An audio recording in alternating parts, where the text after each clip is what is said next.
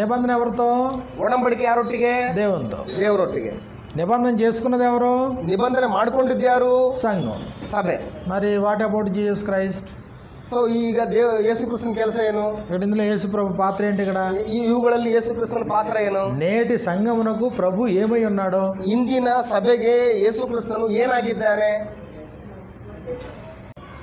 ఎవరైతే క్రొత్త నిబంధనలోనికి ప్రవేశించారో వారు దేవుని జనాంగం, దేవుని ప్రజలు.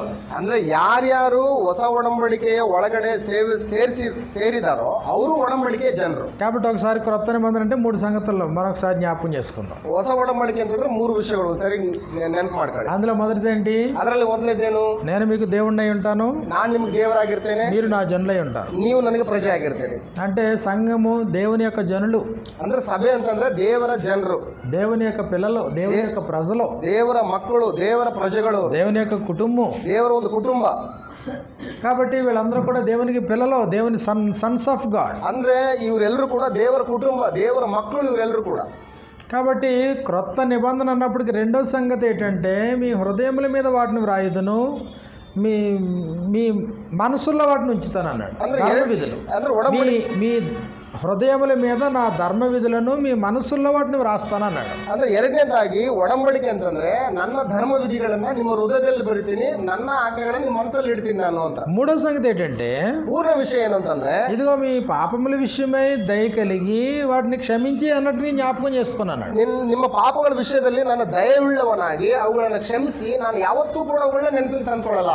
ఎవరైతే ఈ నిబంధనకి ఇష్టపడి ముందుకొచ్చి దానిలోనికి ప్రవేశించారో వారు ఇప్పుడు దేవునితో సంబంధం కలిగి ఉన్నారు. ಯಾರು ಇಷ್ಟಪಟ್ಟು ಈ ನಿಬಂಧನೆ ಒಳಗಡೆ ಪ್ರವೇಶಿಸಿದಾರೋ ಆ ರೀತಿಯಾದಂತಹ ಸಂಬಂಧವನ್ನ ಅವರು ಹೊಂದಿರ್ತಾರೆ. చెప్పండి. Mediator, very good. మధ్యస్థನಾಗಿದ್ದಾನೆ, సంఘమునకు శిరస్సు, ಸಭೆಗೆ ಶಿರಸ್ಸಾಗಿದ್ದಾನೆ, మధ్యవర్తి, సంఘమునకు శిరస్సు, ఇంకా మహాయాజక,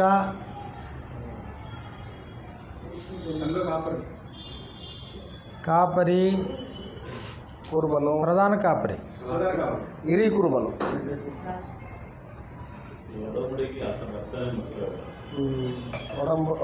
నిబంధనకి ఆయన రక్తమే ముఖ్యం. నిబంధనకి ఆయన రక్తం ప్రాముఖ్యమైంది. ఓకే, మీ సమాధానాలన్నీ సరైనయే. ನಿಮ್ಮ ಉತ್ತರಗಳೆಲ್ಲವೂ ಕೂಡ ಸರಿನೇ. అయితే బైబిల్ గ్రంథం ఇలా సెలవిచ్చింది.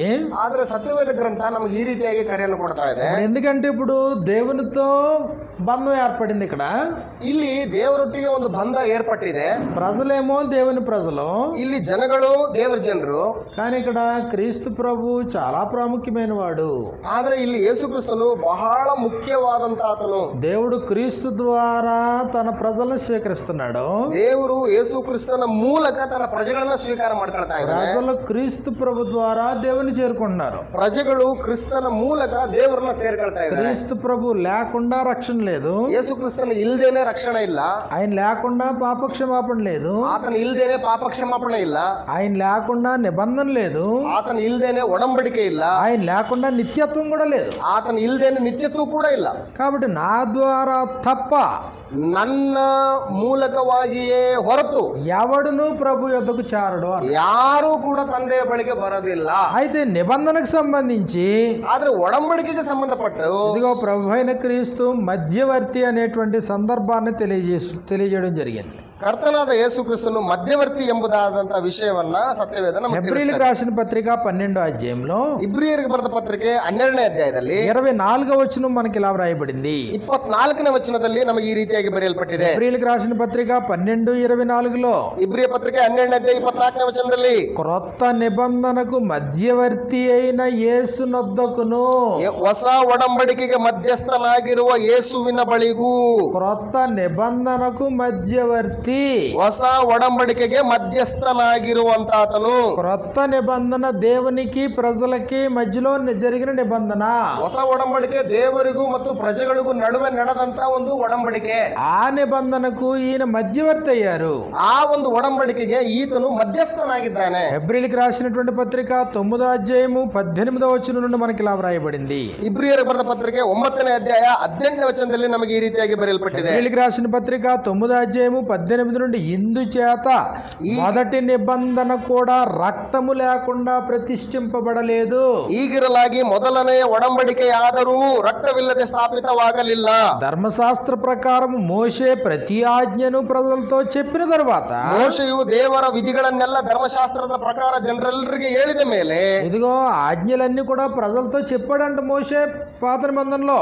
ಹಳೆ ಒಡಂಬಡಿಕೆಯಲ್ಲಿ ಮೊದಲು ಧರ್ಮಶಾಸ್ತ್ರದ ಎಲ್ಲಾ ಆಜ್ಞೆಗಳನ್ನೆಲ್ಲ ಜನರಿಗೆ ಹೇಳಿದನಂತೆ. అది జరిగిన తరువాత ఆయన నీళ్లతోనూ రక్తవర్ణము గల బొచ్చుతోనూ గొర్రె బొచ్చుతోనూ ఇస్సోపుతోనూ కోడెల యొక్కయు మేకల యొక్కయు రక్తము తీసుకొని దేవుడు మీ కొరకు విధించిన నిబంధన రక్తం ఇదే అని చెప్పుచు గ్రంథము మీదను ప్రజలందరి మీదను ప్రోక్షించెను.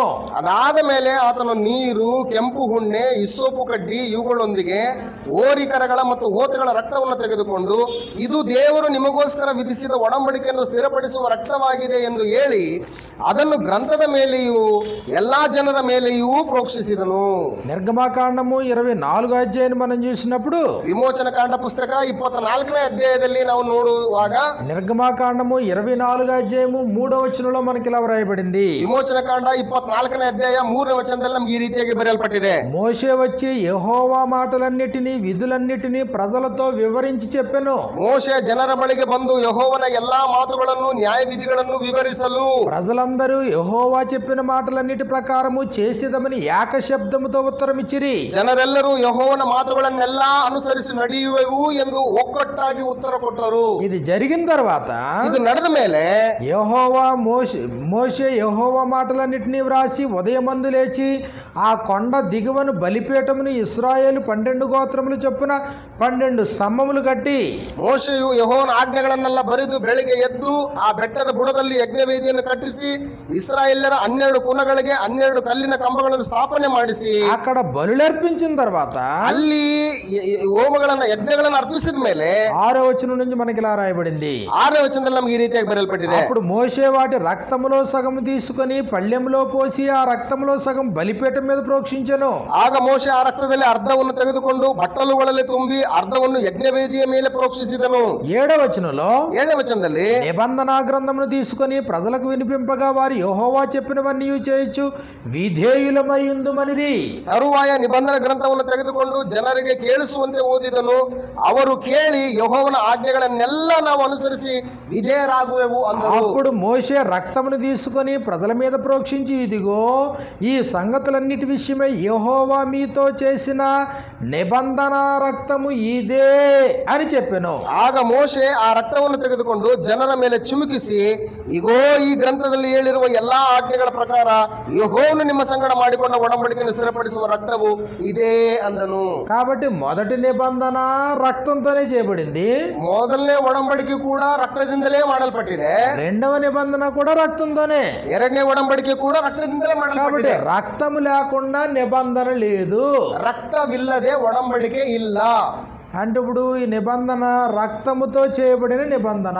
ಅಂದ್ರೆ ಈ ಒಡಂಬಡಿಕೆ ರಕ್ತದಿಂದ ಮಾಡಿಕೊಂಡಂತ ಒಡಂಬಡಿಕೆ. ప్రభు అయినటువంటి యేసుక్రీస్తు వారు మాట్లాడుతూ ಕರ್ತನಾದ ಯೇಸು ಕ್ರಿಸ್ತನು ಮಾತಾಡ್ತಾ లోకస్వార్త 22వ అధ్యాయము 20వ వచనంలో మనకి ఇలా వ్రాయబడింది. ಲೂಕನ ಬರೆಸುವಾರ್ತೆ 22ನೇ ಅಧ್ಯಾಯ 22ನೇ ವಚನದಲ್ಲಿ ನಮಗೆ ಈ ರೀತಿಯಾಗಿ ಬರೆಯಲ್ಪಟ್ಟಿದೆ. లోకస్వార్త 22:20 వచనంలో 22ನೇ ಅಧ್ಯಾಯ 20ನೇ ವಚನದಲ್ಲಿ ఆ ప్రకారమే భోజనమైన తరువాత ఆయన గిన్నె పట్టుకొని ఈ గిన్నె మీ కొరకు చిందించబడుచున్న నా రక్తము వలననైన క్రొత్త నిబంధన. ಊಟವಾದ ಮೇಲೆ ಆತನು ಅದೇ ರೀತಿಯಾಗಿ ಪಾತ್ರೆಯನ್ನು ತೆಗೆದುಕೊಂಡು ಈ ಪಾತ್ರೆಯು ನಿಮಗೋಸ್ಕರ ಸುರಿಸಲ್ಪಡುವ ನನ್ನ ರಕ್ತದಿಂದ ಸ್ಥಾಪಿತವಾಗುವ ಹೊಸ ಒಡಂಬಡಿಕೆಯನ್ನು ಸೂಚಿಸುತ್ತದೆ ಅಂತ ಹೇಳ್ತಾರೆ. ఈ గిన్నె మీ కొరకు చిందింపబడుచున్న నా రక్తము వలననైన క్రొత్త నిబంధన. ಈ ಒಂದು ಬಟ್ಟಲಲ್ಲಿರುವಂತಹ ಒಂದು ರಕ್ತ ಹೊಸ ಒಡಂಬಡಿಕೆಯನ್ನ ಸ್ಥಾಪಿಸುವಂತಹ ಸೂಚಿಸುವಂತಹ ನನ್ನ ರಕ್ತವಾಗಿದೆ.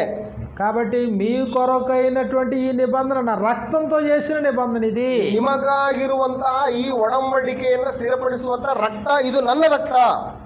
కొరింథీయులకు రాసినటువంటి మొదటి పత్రిక 11వ అధ్యాయము 25వ వచనాన్ని మనం చూసినప్పుడు ಕೊರಿಂಥದವರಿಗೆ ಬರೆದ ಮೊದಲನೇ ಪತ್ರಿಕೆ 11ನೇ ಅಧ್ಯಾಯ 23ನೇ ವಚನದಲ್ಲಿ ఆ ನೋಡುವಾಗ ప్రకారమే భోజనమైన పిమ్మట ఆయన ఒక పాత్రను ఎత్తుకొని ఈ పాత్ర నా రక్తము వలననైన క్రొత్త నిబంధన.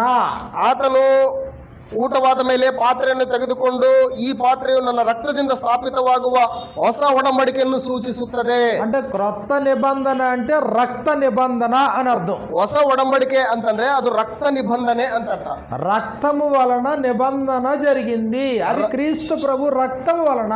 ರಕ್ತದಿಂದ ಒಡಂಬಡಿಕೆ ನಡೆದಿದೆ, ಅದು ಯೇಸು ಕ್ರಿಸ್ತನ ರಕ್ತದ ಮೂಲಕ ಒಡಂಬಡಿಕೆ ನಡೆದಿದೆ. నిర్దోషియు నిష్కళంకుడు పాపులలో చేరక ప్రత్యేకముగా ఉన్నటువంటి క్రీస్తు ప్రభు యొక్క రక్తం వలన నిబంధన జరిగింది దేవునికి మనకి మధ్యలో. ನಿಷ್ಕಳಂಕನು ನಿಂದಾರಹಿತನು ಪಾಪಿಗಳಲ್ಲಿ ಸೇರದೆ ಪ್ರತ್ಯೇಕವಾಗಿರುವಂತಾತನಾಗಿರುವ ಯೇಸು ಕ್ರಿಸ್ತನ ಪರಿಶುದ್ಧ ರಕ್ತದಿಂದ ಆ ಒಂದು ಒಡಂಬಡಿಕೆ ಸ್ಥಾಪಿಸಲ್ಪಟ್ಟಿದೆ. కాబట్టి అమూల్యమైన రక్తం అనే నిర్దోషమును నిష్కళంకమునకు గొర్రె పిల్ల వంటి క్రీస్తు రక్తము చేత నిబంధన జరిగింది. ನಿಷ್ಕಳಂಕವಾಗಿಯೂ ನಿಂದಾರಹಿತವಾಗಿರುವಂತಹ ಅಮೂಲ್ಯವಾಗಿರುವ ಒಂದು ಕುರಿಮರಿಯ ರಕ್ತವಾಗಿ ಯೇಸು ಕ್ರಿಸ್ತನ ರಕ್ತದಲ್ಲಿ ఆ రక్తము మన ప్రతి పాపమును కడిగేసింది. ಆ ರಕ್ತ ನಮ್ಮ ಪ್ರತಿಯೊಂದು ಪಾಪಗಳನ್ನು ಕೂಡ ತೊಳೆದಾಕಿದೆ, మనల్ని పరిశుద్ధపరిచింది, ನಮ್ಮನ್ನು ಪರಿಶುದ್ಧ ಮಾಡಿದೆ, మనల్ని నీతిమంతులు చేసింది, ನಮ್ಮನ್ನ ನೀತಿವಂತರನ್ನಾಗಿ ಮಾಡಿದೆ. అంటే నీచ స్థితిలో ఉన్నటువంటి మనల్ని ఉన్నత స్థితిలోకి తీసుకొచ్చింది. ಈ ಕೆಳ ನೀಚ ಸ್ಥಿತಿಯಲ್ಲಿರ್ತಕ್ಕಂಥ ನಮ್ಮನ್ನ ಉನ್ನತವಾದಂತ ಸ್ಥಿತಿಗೆ ತಗೊಂಡು ಬಂದಿದೆ. ఎన్నడూ పాపము చేయని వ్యక్తిగా చేసింది. ನೀನು ಯಾವತ್ತೂ ಕೂಡ ಪಾಪ ಮಾಡದಂತ ವ್ಯಕ್ತಿಯನ್ನಾಗಿ ಆ ರಕ್ತ ಮಾಡಿದೆ. మన స్థాయిని పెంచి దేవునితో సమాధాన పడేలా చేసింది నిబంధన. ನಮ್ಮ ಒಂದು ಸ್ಥಿತಿಯನ್ನ ಮಾರ್ಪಡಿಸಿ ದೇವರೊಟ್ಟಿಗೆ ಒಂದು ಸಮಾನವಾದಂತಹ ಒಂದು ಸ್ಥಾನವನ್ನ ನಮಗೆ ಕಲ್ಪಿಸಿಕೊಟ್ಟಿದೆ. కాబట్టి ఈ నిబంధనలో క్రీస్తు ప్రభు పాత్ర ఏంటి? ಈ ಒಡಂಬಡಿಕೆಯಲ್ಲಿ ಯೇಸು ಕ್ರಿಸ್ತನ ಪಾತ್ರ ಏನು? క్రొత్త నిబంధనకు మధ్యవర్తి. ಹೊಸ ಒಡಂಬಡಿಕೆಗೆ ಮಧ್ಯಸ್ಥನು. క్రొత్త నిబంధనకు ప్రభు మధ్యవర్తి. ಹೊಸ ಒಡಂಬಡಿಕೆಗೆ ಯೇಸು ಕ್ರಿಸ್ತನು ಮಧ್ಯವರ್ತಿ. రక్తంతో నిబంధన చేసుకున్నాడు, ರಕ್ತದಿಂದ ಒಡಂಬಡಿಕೆಯನ್ನ ಮಾಡ್ಕೊಂಡಿದ್ದಾನೆ. కాబట్టి మనం రక్త సంబంధులము. ಈಗ ನಾವು ರಕ್ತ ಸಂಬಂಧಿಗಳು. ఎవరు రక్త సంబంధులు? ಯಾರು ರಕ್ತ ಸಂಬಂಧಿಗಳು? అటు ప్రభువుతో, అటు దేవునితో, ఇటు తోటి సహోదరులతో. ಆ ಕಡೆ ದೇವರೊಂದಿಗೆ, ಆ ಕಡೆ ಯೇಸು ಕ್ರಿಸ್ತನೊಂದಿಗೆ, ಈ ಕಡೆ ಜೊತೆ ಇರುವಂತಹ ಸಹೋದರನೊಂದಿಗೂ ಕೂಡ. అవునా? ಹೌದಾ? క్రీస్తు ప్రభుతో రక్త సంబంధం ఉందా? ಯೇಸು ಕ್ರಿಸ್ತನೊಟ್ಟಿಗೆ ನಮಗೆ ರಕ್ತ ಸಂಬಂಧ ಇದೆಯಾ? రక్త సంబంధం ప్రాముఖ్యమైందేనా? ರಕ್ತ ಸಂಬಂಧ ಬಹಳ ಮುಖ್ಯವೇನಾ? మనం తోటి సహోదరులు ఒకరికొకరు రక్త బంధువులమేనా? ನಾವು ಜೊತೆ ಇರುವಂತಹ ಸಹೋದರರಿಗೆ ನಾವು ಒಬ್ರಿಗೊಬ್ರು ರಕ್ತ ಸಂಬಂಧಿಗಳೇನಾ? భౌతికమైనటువంటి బంధాల కంటే ప్రాముఖ్యమైన బంధం మన బంధం. ಭೌತಿಕವಾದಂತ ಬಂಧಗಳಿಗಿಂತಲೂ ಕೂಡ ದೊಡ್ಡದಾದಂತ ಬಂಧ ನಮ್ಮ ಒಂದು ಕ್ರಿಸ್ತನ ರಕ್ತ ಸಂಬಂಧ. భౌతికమైనటువంటి బంధాలు శరీరేచ్ఛలతో వచ్చిన బంధాలు. ಭೌತಿಕವಾದಂತಹ ಬಂಧಗಳು ಶರೀರೇಚ್ಛೆಗಳಿಂದ ಬಂದಂತ ಒಂದು ಬಂಧಗಳು. కానీ ఈ బంధం ఉంది, ಆದ್ರೆ ಈ ಒಂದು ಬಂಧನ ಇದೆಯಲ್ಲ, ప్రత్యేకమైనది, ఆత్మ సంబంధమైనటువంటి స్థితిని కోరుకుని వచ్చిన బంధాలు ఇవి. ಇದು ಪ್ರತ್ಯೇಕವಾದಂತ ಆತ್ಮ ಸಂಬಂಧವಾದಂತ ಜೀವಿತವನ್ನು ಕೋರಿಕೊಂಡು ಬಂದಂತ ಒಂದು ಸಂಬಂಧ ಇದು. కాబట్టి ప్రభు నేడు మనకేమై ఉన్నాడంటే క్రొత్త నిబంధనకు ఆయన మధ్యవర్తి ఉన్నాడు. ಇವತ್ತು ಯೇಸು ಕ್ರಿಸ್ತನು ನಮ್ಗೆ ಏನಾಗಿದ್ದಾನೆ ಅಂತಂದ್ರೆ ಹೊಸ ಒಡಂಬಡಿಕೆಗೆ ಆತನು ಮಧ್ಯವರ್ತಿಯಾಗಿದ್ದಾನೆ. హెబ్రీయులకు రాసిన పత్రిక 7వ అధ్యాయము 20వ వచనంలో, ಇಬ್ರಿಯರಿಗೆ ಬರೆದ ಪತ್ರಿಕೆ 7ನೇ ಅಧ್ಯಾಯ, హెబ్రీయులకు రాసిన పత్రిక 7వ అధ్యాయము 20వ వచనంలో మనకి ఇలా వ్రాయబడింది. 7ನೇ ಅಧ್ಯಾಯ 20ನೇ ವಚನದಲ್ಲಿ ನಮಗೆ ಈ ರೀತಿಯಾಗಿ ಬರೆಯಲ್ಪಟ್ಟಿದೆ. ఇక్కడ 18 నుంచి మనం చూద్దాం. ಇಲ್ಲಿ 18ನೇ ವಚನದಿಂದ ನಾವು ನೋಡೋಣ. 7వ అధ్యాయము 18వ వచనం నుండి, ఆ ధర్మశాస్త్రము దేనికి నీ సంపూర్ణ సిద్ధి కలుగజేయలేదు గనుక, ಧರ್ಮಶಾಸ್ತ್ರವು ಯಾವುದನ್ನು ಸಿದ್ಧಿಗೆ ತಾರದೆ ಇರುವುದರಿಂದ, ముందియ్యబడిన ఆజ్ఞ బలహీనమైనందున నిష్ప్రయోజనమైనందునను అది నివారణ చేయబడి ఉన్నది. ಮೊದಲಿದ್ದ ನಿಯಮವು ನಿರ್ಬಲವಾಗಿಯೂ ನಿಷ್ಪ್ರಯೋಜಕವಾಗಿಯೂ ಇದ್ದು ರದ್ದಾಗಿ ಹೋಯಿತು. అంతకంటే శ్రేష్టమైన నిరీక్షణ దాని వెంట ప్రవేశపెట్టబడెను. ಅದಕ್ಕೆ ಬದಲಾಗಿ ಉತ್ತಮವಾಗಿಯೂ ಇರುವ ಒಂದು ನಿರೀಕ್ಷಾಧಾರವು ಪ್ರಾಬಲ್ಯಕ್ಕೆ ಬಂತು. దీని ద్వారా దేవుని యొద్దకు మనము చేరుకొని ఉన్నాము. అంతకంటే విలువైంది శ్రేష్టమైనటువంటి నిబంధన దగ్గర మనం చేరుకున్నాం. ಅದಕ್ಕಿಂತಲೂ ಉತ್ತಮವಾದಂತಹ ಈ ನಿರೀಕ್ಷಾಧಾರವು ನಮ್ಮನ್ನು ದೇವರ ಸನ್ನಿಧಿಗೆ ಸೇರಿಸುವಂತದ್ದಾಗಿದೆ. అయితే 20, 21, 20, 22 వచనాల్లో మనకి ఇలా రాయబడుతుంది. ಆದ್ರೆ 20, 21ನೇ ವಚನದಲ್ಲಿ 22ನೇ ವಚನ ನಮ್ಗೆ ಈ ರೀತಿಯಾಗಿ ಬರೆಯಲ್ಪಟ್ಟಿದೆ. మరియు ప్రమాణము లేకుండా యేసు యాజకుడు కాలేదు, ಆಣೆ ಇಲ್ಲದೆ ಯೇಸು ಕ್ರಿಸ್ತನು ಯಾಜಕನಾಗಲಿಲ್ಲ. గనుక ఆయన మరి శ్రేష్టమైన నిబంధనకు పూట కాపాయను. ಆದ್ದರಿಂದ ಆತನು ಆತನು ಎಷ್ಟೋ ಶ್ರೇಷ್ಠವಾದಂತಹ ಒಡಂಬಡಿಕೆಗೆ ಹೊಣೆಗಾರನಾಗಿದ್ದಾನೆ. వారైతే ప్రమాణము లేకుండా యాజకులగుదురు గాని, ಆದ್ರೆ ಯಾಜಕರಾದ್ರು ಆಣೆ ಇಲ್ಲದೆ ಅವರು ಯಾಜಕರಾದ್ರು. ఈయనైతే యేసుక్రీస్తు అయితే ಈ ಯೇಸು ಕ್ರಿಸ್ತನಾದ್ರು ಹೇಗಾಗಿದ್ದಾನಂದ್ರೆ, నీవు నిరంతరము యాజకుడివై ఉన్నావని ప్రభు ప్రమాణం చేసెను. ಆತನು ನಿರಂತರ ಸದಾಕಾಲವೂ ಯಾಜಕನಾಗಿದ್ದಿ ಎಂದು ಕರ್ತನೆಂಬ ನಾನು ಆಣೆಯಿಟ್ಟು ನುಡಿದಿದ್ದೇನೆ. కాబట్టి ప్రభు అయిన దేవుడు పశ్చాత్తాపపడడు. ಆದ್ದರಿಂದ ಕರ್ತನಾದಂತಹ ದೇವರು ಆತನು ಪಶ್ಚಾತ್ತಾಪ ಪಡುವಂತ అని ఈయనతో చెప్పిన వాని వలన ప్రమాణపూర్వకముగా క్రీస్తు యాజకుడు ఆయన. ಅಂದ್ರೆ ಯೇಸು ಕ್ರಿಸ್ತನು ಪ್ರಮಾಣ ಪೂರ್ವಕವಾಗಿ ಆಣೆಯೊಡನೆ ಆತನು ಯಾಜಕನಾಗಿದ್ದಾನೆ. కాబట్టి క్రీస్తు ప్రభు ప్రమాణపూర్వకముగా నేడు యాజకుడై ఉన్నాడు. ಯೇಸು ಕ್ರಿಸ್ತನು ಆಣೆಯೊಡನೆ ಪ್ರಮಾಣ ಪೂರ್ವಕವಾಗಿ ಆತನು ಯಾಜಕನಾಗಿದ್ದಾನೆ. కీర్తన గ్రంథము 110వ కీర్తన మనం చూసినప్పుడు, ಕೀರ್ತನೆಗಳ ಗ್ರಂಥ 110ನೇ ಕೀರ್ತನೆಯನ್ನ ನಾವು ನೋಡಿದ್ರೆ 110వ కీర్తన 4వ వచనంలో మనకి ఇలా వ్రాయబడింది. ಕೀರ್ತನೆಗಳ ಗ್ರಂಥ 110ನೇ ಕೀರ್ತನೆ 4ನೇ ವಚನದಲ್ಲಿ ನಮ್ಗೆ ಈ ರೀತಿಯಾಗಿ ಬರೆಯಲ್ಪಟ್ಟಿದೆ. మెల్కీసెదకు క్రమము చొప్పున నీవు నిరంతరము యాజకుడు అయిందువు. ನೀನು ಸದಾಕಾಲವು ಮೆಲ್ಕಿ ಜೆದೇಕನ ತರಹದ ಯಾಜಕನು ಎಂದು ಯೆಹೋವನು ಆಣೆಯಿಟ್ಟು ನುಡಿದಿದ್ದಾನೆ, ಪಶ್ಚಾತ್ತಾಪ ಪಡುವುದಿಲ್ಲ. కాబట్టి మొదటిది ఏంటి అని అంటే, ಮೊದಲನೇದೇನು ಅಂತಂದ್ರೆ క్రీస్తు ప్రభు నిరంతర మధ్యవర్తి. ಕ್ರಿಸ್ತನು ನಿರಂತರವಾಗಿರುವಂತಹ ಒಬ್ಬ ಮಧ್ಯವರ್ತಿಯಾಗಿದ್ದಾನೆ.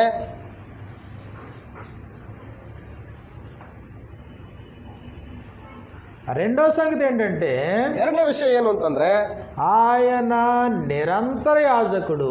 ಆತನು ನಿರಂತರವಾಗಿ ಸದಾಕಾಲ ಇರುವಂತಹ ಯಾಜಕನಾಗಿದ್ದಾನೆ.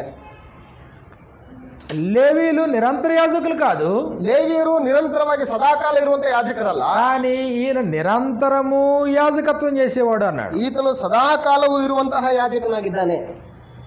కీర్తన గ్రంథము 110వ కీర్తన 4వ వచనంలో, ಕೀರ್ತನೆಗಳ ಗ್ರಂಥ 110ನೇ ಕೀರ್ತನೆ 4ನೇ ವಚನದಲ್ಲಿ మెల్కీసెదకు యొక్క క్రమము చొప్పున నిరంతరము యాజకుడై ఉన్నాడు. ನೀನು ಸದಾಕಾಲವು ಮೆಲ್ಕಿಜೆದೇಕನ ತರಹದ ಯಾಜಕನು ಎಂದು ಯೆಹೋವನು ಆಣೆಯಿಟ್ಟು ನುಡಿದಿದ್ದಾನೆ, ಪಶ್ಚಾತ್ತಾಪ ಪಡುವುದಿಲ್ಲ. హెబ్రీయులకు రాసిన పత్రిక 5వ అధ్యాయము 5-6 వచనాల్లో మనకి ఇలా వ్రాయబడింది. ಇಬ್ರಿಯರಿಗೆ ಬರೆದ ಪತ್ರಿಕೆ 5ನೇ ಅಧ್ಯಾಯ 5 ಮತ್ತು 6ನೇ ವಚನದಲ್ಲಿ ನಮಗೆ ಈ ರೀತಿಯಾಗಿ ಬರೆಯಲ್ಪಟ್ಟಿದೆ. అటువలే క్రీస్తు కూడా ప్రధాన యాజకుడగుటకు తన్ను తానే మహిమపరుచుకొనలేదు గాని, ಹಾಗೆಯೇ ಕ್ರಿಸ್ತನು ಸಹ ತನ್ನನ್ನು ಘನಪಡಿಸಿಕೊಂಡು ತನ್ನನ್ನು ತಾನೇ ಮಹಾಯಾಜಕನನ್ನಾಗಿ ಮಾಡಿಕೊಳ್ಳಲಿಲ್ಲ. నీవు నా కుమారుడువు, ನೀನು ನನಗೆ ಮಗನು, నేను నేడు నిన్ను కని ఉన్నాను అని ఆయనతో చెప్పిన వాడే ఆయనను మహిమపరిచెను. ನಾನೇ ಈ ಹೊತ್ತು ನಿನ್ನನ್ನು ಪಡೆದಿದ್ದೇನೆ ಎಂದು ಹೇಳಿದಾತನೇ ಈ ಗೌರವವನ್ನು ಆತನಿಗೆ ಕೊಟ್ಟನು.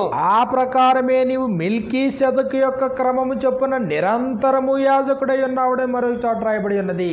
ಆತನು ಇನ್ನೊಂದು ಸ್ಥಳದಲ್ಲಿ ನೀನು ಸದಾಕಾಲವು ಮೆಲ್ಕಿಜೆದೇಕನ ತರಹದ ಯಾಜಕನು ಎಂದು ಹೇಳುತ್ತಾನೆ. 7వ అధ్యాయము 1-3 వచనాలు మనం చూసినప్పుడు, 7ನೇ ಅಧ್ಯಾಯ 1ರಿಂದ 3ನೇ ವಚನದವರೆಗೆ ನೋಡಿದ್ರೆ, ఇదిగో అబ్రహాము మెల్కీసెదకును కలుసుకున్నటువంటి సందర్భంలో అన్నింటిలో అబ్రహాము మెల్కీసెదకు 10వ వంతు ఇచ్చాడు. ಅಬ್ರಹಾಮನು ಮೆಲ್ಕಿಜೆದೇಕನನ್ನು ಎದುರುಗೊಂಡಾಗ ತಾನು ವಶಪಡಿಸಿಕೊಂಡಿದ್ದಂತಹ ಎಲ್ಲವುಗಳಲ್ಲಿ 10ರ1 ಭಾಗವನ್ನು ಮೆಲ್ಕಿಜೆದೇಕನಿಗೆ ಕೊಡ್ತಾ ಇದ್ದಾನೆ. ఆ మెల్కీసెదకును గురించి మాట్లాడుతూ, ಆ ಮೆಲ್ಕಿಜೆದೇಕನ ಕುರಿತು ಮಾತಾಡುತ್ತಿರುವಾಗ సాలేము రాజును మహోన్నతుడగు దేవుని యాజకుడైన మెల్కీసెదకు నిరంతరము యాజకుడుగా ఉన్నాడు. ಅವನ ಹೆಸರಿನ ಅರ್ಥವು ನೀತಿ ರಾಜ, ಆತನು ಸಾಲೇಮಿನ ಅರಸನು, ಆತನು పరాత్పరణాದ దేవర యాజకును ಆಗಿದ್ದಾನೆ ಅಂತ ಹೇಳ್ತಾ ಇದ್ದಾನೆ. కాబట్టి ఆయన నిరంతరం యాజకుడు. అలాగే ప్రభువైన యేసుక్రీస్తు వారు మెల్కీసెదకు యొక్క క్రమము చొప్పున ఈయన కూడా నేడు నిరంతరము యాజకత్వం జరిగిస్తున్నాడు. ಆ ಮೆಲ್ಕಿಜೆದೇಕನು ನಿರಂತರವಾದ ಯಾಜಕನಾಗಿದ್ದಾನೆ. ಆತನ ಹಾಗೇನೆ ಮೆಲ್ಕಿಜೆದೇಕನ ತರಹದ ರೀತಿಯಲ್ಲಿನೇ ಯೇಸು ಕ್ರಿಸ್ತನು ಕೂಡ ನಿರಂತರವಾದಂತಹ ಯಾಜಕನಾಗಿದ್ದಾನೆ, ಮಹಾಯಾಜಕನು. మరి అంతకు ముందుండే యాజకుల పరిస్థితి ఏంటి? ಅದಕ್ಕಿಂತ ಮುಂಚೆ ಇದ್ದಂತ ಯಾಜಕರ ಪರಿಸ್ಥಿತಿ ಏನು? అంతకు ముందుండే మధ్యవర్తుల పరిస్థితి ఏంటి? ಅದಕ್ಕೆ ಮುಂದೆ ಇರುವಂತಹ ಒಂದು ಮಧ್ಯವರ್ತಿಗಳ ಕೆಲಸ ಏನು? ఇదిగో దేవుడు తన ప్రజలతో మాట్లాడేటప్పుడు దేవుడు ఆది నుండి ఎలా మాట్లాడాడు? ఆయన ದೇವರು ತನ್ನ ಪ್ರಜೆಗಳೊಟ್ಟಿಗೆ ಮಾತಾಡುವಾಗ ಪ್ರಾರಂಭದಿಂದ ಆತನು ಹೇಗೆ ಮಾತಾಡಿದ್ದಾನೆ? హెబ్రీయులకు రాసిన పత్రిక 1వ అధ్యాయం 1-2 వచనాల్లో మనకి ఇలా వ్రాయబడింది. ಇಬ್ರಿಯರ ಬರೆದ ಪತ್ರಿಕೆ 1ನೇ ಅಧ್ಯಾಯ 2 ವಚನಗಳಲ್ಲಿ ನಮಗೆ ఈ ರೀತಿಯಾಗಿ ಬರೆಯಲ್ಪಟ್ಟಿದೆ. పూర్వకాలమందు నానా సమయంలో నానా విధములుగా ప్రవక్తల ద్వారా పితరులతో మాట్లాడిన దేవుడు ఈ దినములు అంతమంది తన కుమారుని ద్వారా మనతో మాట్లాడాను. ಪುರಾತನ ಕಾಲಗಳಲ್ಲಿ ನಮ್ಮ ಸಂಗಡ ಪಿತೃಗಳ ಮೂಲಕ ಪ್ರವಾದಿಗಳ ಬಾಯಿಂದ ಭಾಗವಾಗಿ ವಿಧವಾಗಿ ಮಾತಾಡಿದಂತ ದೇವರು ಈ ಅಂತ್ಯ ದಿನಗಳಲ್ಲಿ ನಮ್ಮ ಸಂಗಡ ಮಗನ ಮುಖಾಂತರ ಮಾತಾಡಿದ್ದಾನೆ. కానీ మధ్యవర్తులు అన్ని సందర్భాల్లో నిజమైన మధ్యవర్తిత్వం వహించారా? ಆ ಮಧ್ಯವರ್ತಿಗಳು ಎಲ್ಲಾ ಸಮಯಗಳಲ್ಲಿ ಯಥಾರ್ಥವಾಗಿ ನಿಜವಾಗಿ ಅವರು ವರ್ತಿಸಿದಾರಾ? లేదు, ಇಲ್ಲ, ವರ್ತಿಸಿಲ್ಲ. మధ్యవర్తిత్వం ఫెయిల్ అయ్యింది. ಆ ಮಧ್ಯವರ್ತಿಗಳು ಫೇಲ್ ಆಗಿದ್ದಾರೆ. మధ్యవర్తులు ప్రజల్ని దేవుని వైపు తిప్పలేకపోయారు తమ హృదయాల్ని. ಅಂದ್ರೆ మధ్ಯವರ್ತಿಗಳು ప్రజల హృదయಗಳನ್ನ దేవರ కಡೆಗೆ తిరిగిಸಲಾರದಂತೆ ಹೋದ್ರು ಅವರು. కనీసం యాజకులు లేవి యాజకత్వం నుంచి వచ్చిన అహరోను సంతతి వారైనా గాని తమ పనిని సక్రమంగా నిర్వర్తించారా? ಯಾಜಕರು ಕೂಡ ತಮ್ಮ ಕೆಲಸವನ್ನ ಕರೆಕ್ಟ್ ಆಗಿ ಏನಾದ್ರೂ ನಿರ್ವಹಿಸಿದಾರಾ? నిర్వహించలేకపోయారు. ಅವರು ಕೂಡ ನಿರ್ವಹಿಸಲಿಲ್ಲ. ಅವರು ఇదిగో లేవీయుల యొక్క పరిస్థితిని మలాకీ గ్రంథంలో ఈ ప్రకారంగా తెలియజేశాడు. ಲೇವಿಯರ ಒಂದು ಪರಿಸ್ಥಿತಿಯನ್ನ ಮಲಾಕಿ ಗ್ರಂಥದಲ್ಲಿ ಈ ರೀತಿಯಾಗಿ ವಿವರಿಸ್ತಾ ಇದೆ. మలాకీ గ్రంథము 1వ అధ్యాయము 6-7 వచనాల్లో, ಮಲಾಕಿ ಗ್ರಂಥ 1ನೇ ಅಧ್ಯಾಯ 6-7ನೇ ವಚನದಲ್ಲಿ ఇదిగో అక్కడ ప్రత్యేకంగా యాజకులతో మాట్లాడుతున్నాడు. ಅಲ್ಲಿ ಪ್ರತ್ಯೇಕವಾಗಿ ಯಾಜಕರೊಟ್ಟಿಗೆ ಮಾತಾಡ್ತಾ ಇದ್ದಾನೆ. నా నామమును నిర్లక్ష్య పెట్టి యాజకులారా, ನನ್ನ ನಾಮವನ್ನು ಧಿಕ್ಕರಿಸುವ ಯಾಜಕರೇ. అంత మాత్రమే కాదు, 7వ వచనంలో, ಅಷ್ಟು ಮಾತ್ರವಲ್ಲ 7ನೇ ವಚನದಲ್ಲಿ, నా బలిపీఠం మీద మీరు అపవిత్రమైన భోజనం మీరు అర్పించు, ఏమి చేసి నిన్ను అపవిత్రపరచమని అందరూ. ಅವ್ರು ಹೇಳ್ತಾ ಇದ್ದಾರೆ, ನಾನು ಎಷ್ಟು 8ನೇ ವಚನ 7వ వచనం, 7ನೇ ವಚನ, ನನ್ನ ಯಜ್ಞವೇದಿಯ ಮೇಲೆ ಅಶುದ್ಧ ಪದಾರ್ಥಗಳನ್ನು ಅರ್ಪಿಸುತ್ತೀರಲ್ಲ, ಯಾವ ವಿಷಯದಲ್ಲಿ ನಿನ್ನನ್ನು ಅಶುದ್ಧಗೊಳಿಸಿದ್ದೇವೆ ಅನ್ನುತ್ತೀರೋ. 8వ వచనంలో, గుడ్డి దానిని తీసుకొని బలిగా అర్పించిన ఎడల దోషం కాదా? ಕುರುಡಾದ ಪಶುವನ್ನು ಯಜ್ಞಕ್ಕೆ ಒಪ್ಪಿಸುವುದು ದೋಷವಲ್ಲವೆಂದು ನೆನೆಸುತ್ತೀರೋ. కుంటిదానినైనను రోగము గల దానినైనను అర్పించిన ఎడల దోషము కాదా? ಉಂಟಾದದ್ದನ್ನು ರೋಗದ ಪಶುವನ್ನು ಅರ್ಪಿಸುವುದು ದೋಷವಲ್ಲವೆಂದು ನಂಬುತ್ತೀರೋ. అట్టి వాటిని నీ అధికారికి ఇచ్చిన ఎడల అతడు నీకు దయచూపునా? ಸೇನಾಧೀಶ್ವರ ಯೆಹೋವನು ಆತನು ಇಂತೆನ್ನುತ್ತಾನೆ, ಇಂಥದ್ದನ್ನು ನಿನ್ನ ಯಜಮಾನನಿಗೆ ನೀನು ದೇಶಾಧಿಪತಿಗೆ ಒಪ್ಪಿಸ್ತೀಯೋ ಆತ ನಿನಗೆ ಮೆಚ್ಚುತ್ತಾನೋ. కాబట్టి యాజకులు ఏం చేశారు? ಯಾಜಕರು ಏನ್ ಮಾಡಿದಾರೆ ಇಲ್ಲಿ? అపవిత్రమైన వాటితో భోజనపు బలను అపవిత్రం చేశారు. ಅಂದ್ರೆ ಅಶುದ್ಧವಾದಂತವುಗಳಿಂದ ದೇವರಿಗೆ ಬಲಿಗಳನ್ನ ಅಲ್ಲಿ ಅರ್ಪಿಸಿದ್ದಾರೆ. యాజకత్వం ఫెయిల్ అయింది. ಅಲ್ಲಿ యాజకత్వ ఫెయిల్ ఆಗಿದೆ.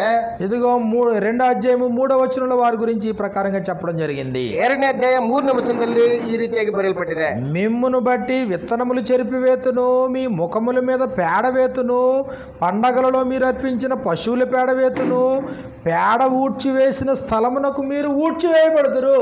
ಆಹಾ, ನಿಮ್ಮ ಬೀಜವನ್ನು ಬೆಳೆಯದಂತೆ ಖಂಡಿಸುವೆನು, ನಿಮ್ಮ ಮುಖದ ಮೇಲೆ ಮಲವನ್ನು, ನಿಮ್ಮ ಹಬ್ಬದ ಪಶುಗಳ ಮಲವನ್ನು ಚೆಲ್ಲಿ ಬಿಡುವೆನು, ನೀವು ಆ ಮಲದ ತಿಪ್ಪೆಯ ಪಾಲಾಗುವಿರಿ ಅಂತ ಹೇಳ್ತಾರೆ. యాజకులంటే ఉన్నతమైనటువంటి స్థితిలో దేవుడు పెట్టాడు. ಅಂದ್ರೆ యాజకరు ಅಂತಂದ್ರೆ ఉన్నతವಾದಂತ స్థితిಯಲ್ಲಿ ಯಾಜಕರನ್ನು ಇಟ್ಟಿದ್ದ ದೇವರು. ఇశ్రాయేలీలందరూ కూడా ప్రపంచంలో ఉండే మిగిలిన వారి కంటే ప్రత్యేకమైన వారైతే, ಇಸ್ರಾಯೇಲ್ಯರೆಲ್ಲರಿಗಿಂತಲೂ ಕೂಡ ಉಳಿದವರೆಲ್ಲರಿಗಿಂತಲೂ ಕೂಡ ಯಾಜಕರು ಬಹಳ ವಿಶೇಷವಾದಂತ ಸ್ಥಾನದಲ್ಲಿ ಇದ್ದಂತವರು. ఇశ్రాయేలీల్లో లేవీలు ప్రత్యేకమైన వారు. ఇశ్రాయేల్యರಲ್ಲಿ లేవీయులు బహಳ ప్రత్యేకವಾಗಿರ್ತಕ್ಕಂಥವ್ರು. లేవీలంతట్లో యాజకులు ఇంకా ప్రత్యేకమైన వారు. ఆ లేవీయರಲ್ಲಿ యాజకులు ಇನ್ನೂ ప్రత్యేకವಾಗಿರ್ತಾರೆ. వారి వస్త్రధారణ గూర్చి, లేకపోతే వారి ఆహారణ గూర్చి, లేకపోతే వారి వివాహాన్ని గూర్చి, లేకపోతే వారి పరిశుద్ధత పవిత్రతను గురించి దేవుడు ఎన్నో సంగతులు తెలియజేశాడు. ಅಂದ್ರೆ ಅವರ ಒಂದು ವಸ್ತ್ರಧಾರಣೆಯನ್ನು ಕುರಿತು, ಅವರ ಭೋಜನ ಪದಾರ್ಥಗಳನ್ನು ಕುರಿತು, ಅವರ ವಿವಾಹ ಜೀವನವನ್ನು ಕುರಿತು ಬಹಳ ಪ್ರತ್యేಕವಾಗಿ ಅವರಿಗೆ ದೇವರು ತಿಳಿಸಿಕೊಟ್ಟಿದ್ದಾರೆ. 2వ అధ్యాయము 6వ వచనంలో వారిని ఎంత ఉన్నతమైన పిలుపుతో ఆయన సంబోధించాడో చూడండి. 2ನೇ ಅಧ್ಯಾಯ 6ನೇ ವಚನದಲ್ಲಿ ಎಂತ ಒಂದು ఉన్నతವಾದಂತಹ ಕರೆಯುವಿಕೆಯಿಂದ ಅವ್ರನ್ನ ಕರೀತಾ ಇದ್ದಾನೆ ಅನ್ನುವಂಥದ್ದನ್ನು ಒಂದ್ಸರಿ ಗಮನಿಸಿ. సత్యము గల ధర్మశాస్త్రం బోధించుచు దుర్బోధన ఏమాత్రము చేయక సమాధానమును బట్టి యథార్థతను బట్టి నన్ను అనుసరించి నడుచుకుని వారై దోషము నుండి అనేకులను త్రిప్పిరి. యాజకులు చేసే పని.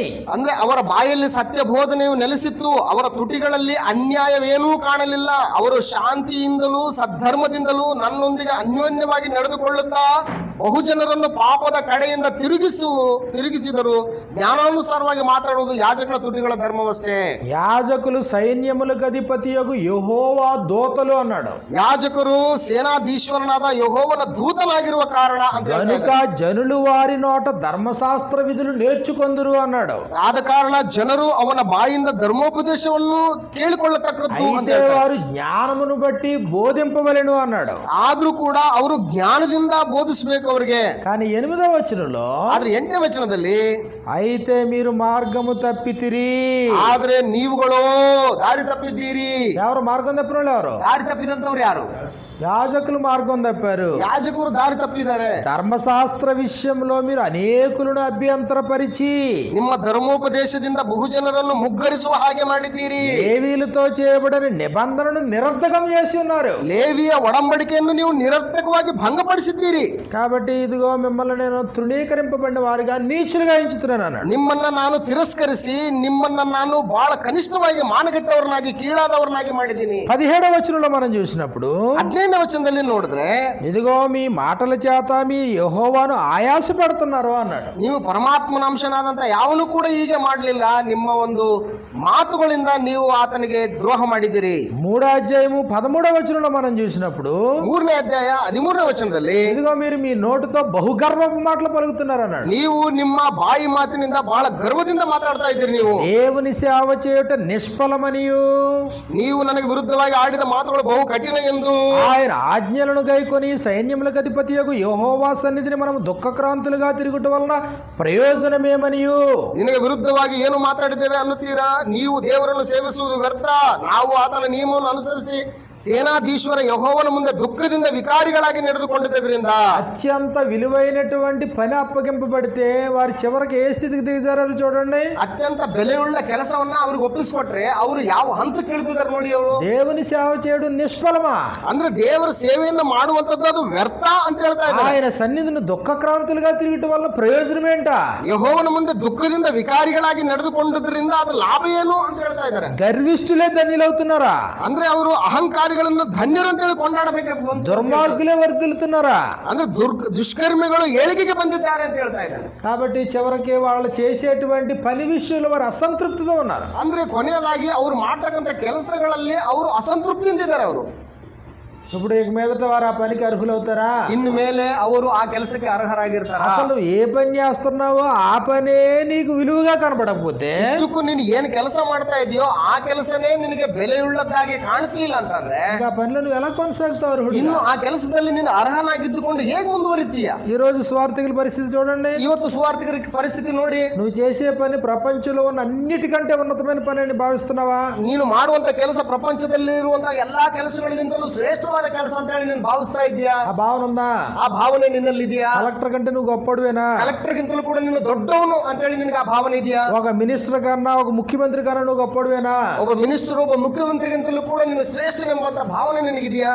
ఇదిగో ఈ ప్రపంచంలో ఉన్న ఉద్యోగాలన్నిటికంటే ఉన్నతమైన పనేనా దేవుని పని? ಈ ಪ್ರಪಂಚದಲ್ಲಿರುವಂತಹ ಎಲ್ಲ ಹುದ್ದೆಗಳಿಗಿಂತಲೂ ಕೂಡ ನೀನು ಮಾಡುವಂತ ಒಂದು ಕೆಲಸ ಅತ್ಯುನ್ನತವಾದ ಹುದ್ದೆ ಅಂತ ಹೇಳಿ ನೀನು ಭಾವಿಸ್ತಾ ಇದ್ದೀಯಾ? అలాంటి సంతృప్తితోనే పని జరిగిస్తున్నారా? ಅಂತಹ ಒಂದು ಸಂತೃಪ್ತಿ ಭಾವನೆಯಿಂದ ಈ ಒಂದು ಕೆಲಸವನ್ನು ನಡೆಸ್ತಾ ಇದೆಯಾ? లేదు ఈ పనిలోకి వచ్చి కొంతకాలం అయిన తర్వాత ఏముంది ఈ పని వల్ల నిష్ప్రయోజనం అనే భావన ఉందా? ಏನೋ ಒಂದ್ ಸ್ವಲ್ಪ ದಿವಸ ಬಂದು ಕೆಲಸ ಮಾಡಿ ಏನಿದೆ ಕೆಲಸದಲ್ಲಿ ಅಂತ ಹೇಳಿ ನಿಷ್ಪ್ರಯೋಜನ ಭಾವನೆಯಿಂದ ಮುಂದಕ್ಕೆ ಹೋಗ್ತೀಯಾ? ఇదిగో దేవుని సేవ చేయుట నిష్ఫలమనియు ಈಗ ದೇವರ ಸೇವೆಯನ್ನು ಮಾಡ್ತಕ್ಕಂಥದ್ದು ವ್ಯರ್ಥ ಅಂತ ಹೇಳಿ ಹೇಳ್ತಾ ಇದ್ದಾರೆ ಇವರು.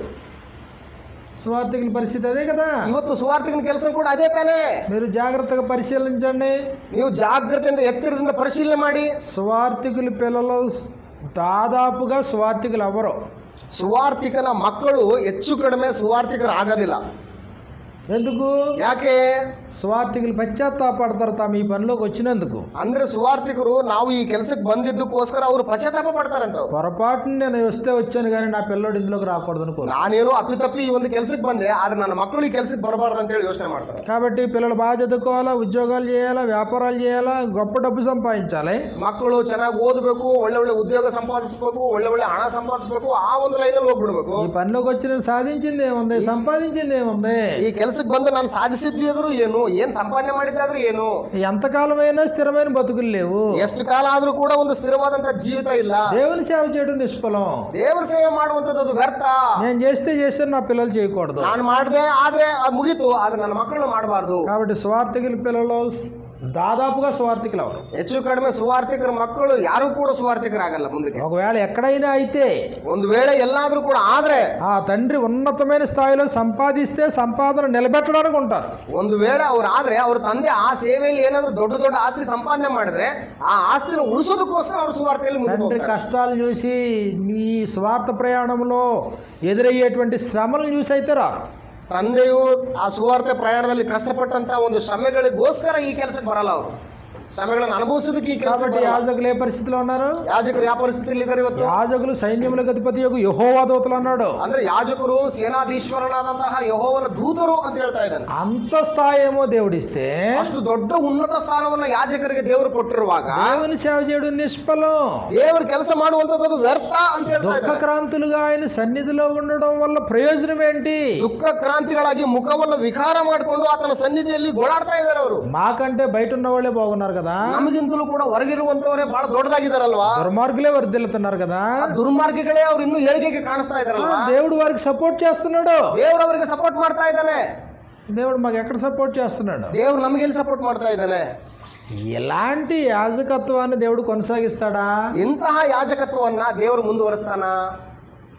యాజకత్వంలో లోపం ఉంది, యాజక ధర్మంలో లోపం ఉంది, ಯಾಜಕತ್ವದಲ್ಲಿ ಲೋಪ ಇದೆ, ಯಾಜಕ ಧರ್ಮದಲ್ಲಿ ಲೋಪ ಇದೆ, వారు అర్పించేటువంటి బలుల్లో లోపం ఉంది. ಅವ್ರು ಅರ್ಪಿಸುವಂತ ಬಲಿಗಳಲ್ಲಿ ಲೋಪಗಳಿದಾವೆ. కాబట్టి ఆ యాజకత్వాన్ని క్యాన్సిల్ చేశాడు. ಆದ್ರಿಂದ ದೇವರು ಆ ಯಾಜಕತ್ವವನ್ನು ಕ್ಯಾನ್ಸಲ್ ಮಾಡಿದ್ದಾನೆ. ఇదిగో ఇప్పుడు నిరంతర యాజకుడుగా యేసుక్రీస్తుని మెల్కీసెదెకు క్రమం చొప్పున దేవుడు నియమించాడు. ಮೆಲ್ಕಿಸೆದೆಕನ ಒಂದು ಕ್ರಮದ ಮೇರೆಗೆ ನಿರಂತರವಾಗಿ ನಿಲ್ಲುವಂತಹ ಯಾಜಕನನ್ನಾಗಿ ಕರ್ತನಾದ ಯೇಸು ಕ್ರಿಸ್ತನನ್ನ ದೇವರು ನೇಮಿಸಿದ. దేవుడు ప్రమాణపూర్వకంగా చెప్పాడంటమ్మా. ದೇವರು ಆಣೆ ಇಟ್ಟು ಆ ಮಾತು ಹೇಳಿದನಂತೆ. ప్రమాణపూర్వకంగా దేవుడు చెప్పిన దాన్ని బట్టి యేసుక్రీస్తు వారు నిరంతర యాజకుడై ఉన్నాడు. ದೇವರು ಪ್ರಮಾಣ ಪೂರ್ವಕವಾಗಿ ಆಣೆ ಇಟ್ಟು ಹೇಳಿದಂತ ಮೇರೆಗೆ ಯೇಸು ಕ್ರಿಸ್ತನು ನಿರಂತರವಾದಂತ ಮಹಾಯಾಜಕನಾಗಿದ್ದಾನೆ. ఇప్పుడు ఆ యాజకత్వంలో నిబంధన ప్రజలకు మేలు జరుగుతుందా లేదా? ಈ ಒಂದು ಯಾಜಕತ್ವದ ಅಡಿಯಲ್ಲಿ ಆತನ ಪ್ರಜೆಗಳಿಗೆ ಒಳ್ಳೇದಾಗುತ್ತೋ ಇಲ್ವೋ? యేసుక్రీస్తు యొక్క యాజకత్వంలో ఈ ప్రజలకు మేలు జరుగుతుంది. ಯೇಸು ಕ್ರಿಸ್ತನ ಮಹಾಯಾಜಕತ್ವದಿಂದ ಈ ಜನಗಳಿಗೆ ಮೇಲಾಗುತ್ತೆ, ఎందుకంటే ಒಳ್ಳೇದಾಗುತ್ತೆ. యాజకుడు గాడి తప్పడు. ಈ ಯಾಜಕನು ದಾರಿ ತಪ್ಪೋದಿಲ್ಲ. నమ్మకమైనటువంటి యాజకుడు, ನಂಬಿಕಸ್ಥನಾದಂತ ಯಾಜಕನು ಆತನು. తాను ఏ పని అయితే స్వీకరించాడో అది గొప్ప పని అని తెలుసు ఆయనకి. ಆ ಯಾವ ಕೆಲಸವನ್ನ ಆತನು ಸ್ವೀಕಾರ ಮಾಡಿಕೊಂಡಿದನೋ ಅದು ಬಹಳ ದೊಡ್ಡದಾದಂತ ಕೆಲಸ ಅಂತ కాబట్టి ಆತನು ಭಾವಿಸಿದ್ದಾನೆ. నిబంధన ప్రజలను ఎప్పుడూ ఈయన ప్రోత్సహిస్తూనే ఉంటాడు. ಈ ನಿಬಂಧನೆ ಪ್ರಜೆಗಳನ್ನ ಯೇಸು ಕ್ರಿಸ್ತನು ಮಹಾಯಾಜಕನಾಗಿ ಯಾವಾಗಲೂ ಪ್ರೋತ್ಸಾಹ ಮಾಡ್ತಾ ಇರ್ತಾನೆ. కాబట్టి మధ్యవర్తిత్వం, మంచి మధ్యవర్తిత్వం నిబంధన ప్రజలకి. ಅಂದ್ರೆ ಮಧ್ಯವರ್ತಿ ಒಳ್ಳೆಯ ನಿಬಂಧನೆಯ ಮಧ್ಯವರ್ತಿಯನ್ನಾಗಿ ಮಾಡ್ತಾ ಇದ್ದಾನೆ. రెండు, యాజకత్వం మంచి యాజకత్వం నిబంధన ప్రజలకి. ಎರಡನೇದಾಗಿ ಒಳ್ಳೆಯ ಯಾಜಕತ್ವದ ಒಂದು ನಿಬಂಧನೆ ಪ್ರಜೆಗಳಿಗೂ ಕೊಡ್ತಾ ಇದ್ದಾನೆ. మూడో సంగతిని మనం చూసినప్పుడు ಇನ್ನೂ ಕೆಲವು ವಿಷಯಗಳನ್ನ ನಾವು ನೋಡಿದಾಗ ప్రభువైన యేసు నిరంతర రాజు. ಕರ್ತನಾದ ಯೇಸು ಕ್ರಿಸ್ತನು ನಿರಂತರವಾಗಿರ್ತಕ್ಕಂಥ ಅರಸನಾಗಿದ್ದಾನೆ. కీర్తనల గ్రంథము 89వ కీర్తన మనం చూసినప్పుడు ಕೀರ್ತನೆಗಳ ಗ್ರಂಥ 89ನೇ ಕೀರ್ತನೆಯನ್ನ ನಾವು ನೋಡಿದ್ರೆ ఆయన నిరంతర రాజు. ಆತನು ಸದಾಕಾಲ ಇರುವಂತಹ ಅರಸನಾಗಿದ್ದಾನೆ. దేవుడు దావీదుతో ప్రమాణం చేశాడు. ದೇವರು ದಾವೀದನಿಗೆ ಪ್ರಮಾಣ ಮಾಡಿದ್ದಾನೆ. ఆ దేవుడు అబద్ధం ఆడాడు. ದೇವರು ಆತನು ಸುಳ್ಳಾಡಲಾರನು. కీర్తనల గ్రంథము 89వ కీర్తన 27వ వచనం నుండి మనకి ఇలా వ్రాయబడింది. ಕೀರ್ತನೆಗಳ ಗ್ರಂಥ 89ನೇ ಕೀರ್ತನೆ 27ನೇ ವಚನದಲ್ಲಿ ನಮಗೆ ಈ ರೀತಿಯಾಗಿ ಬರೆಯಲ್ಪಟ್ಟಿದೆ. కావున నేను అతని నా జ్యేష్ఠ కుమారునిగా చేయుదును, ನಾನಾದರೂ ಅವನನ್ನು ಜ್ಯೇಷ್ಠ ಪುತ್ರನನ್ನು భూరాజులందరిలో అత్యున్నతునిగా చేయనించదను. ಭೂರಾಜರಲ್ಲಿ ಉನ್ನತನನ್ನು ಮಾಡಿಕೊಳ್ಳುವೆನು. ఎవరితో ఇది? ಯಾರೊಟ್ಟಿಗೆ ಮಾತಾಡ್ತಾರೆ? రాజైనటువంటి దావీదుతో దేవుని యొక్క ప్రమాణం. ರಾಜನಾದಂತಹ ದಾವೀದನೊಟ್ಟಿಗೆ ದೇವರು ಪ್ರಮಾಣ ಮಾಡ್ತಾ ಇದ್ದಾನೆ. నా కృప నిత్యము అతనికి తోడుగా ఉండజేసేదను, ನನ್ನ ಕೃಪೆಯು ಅವನಲ್ಲಿ ಶಾಶ್ವತವಾಗಿರುವುದು, నా నిబంధన అతనితో స్థిరముగా ఉండును, ನನ್ನ ಒಡಂಬಡಿಕೆಯು ಅವನಲ್ಲಿ ಸ್ಥಿರವಾಗಿರುವುದು, శాశ్వత కాలము వరకు అతని సంతానమును ಅವನ ಸಂತಾನವನ್ನು ಯಾವಾಗಲೂ ಉಳಿಸುವೆನು. ఆకాశమున్నంత వరకు అతని సింహాసనమును నేను నిలిపెదను. ಅವನ ಸಿಂಹಾಸನವು ಆಕಾಶವಿರುವವರೆಗೂ ಇರುವುದು.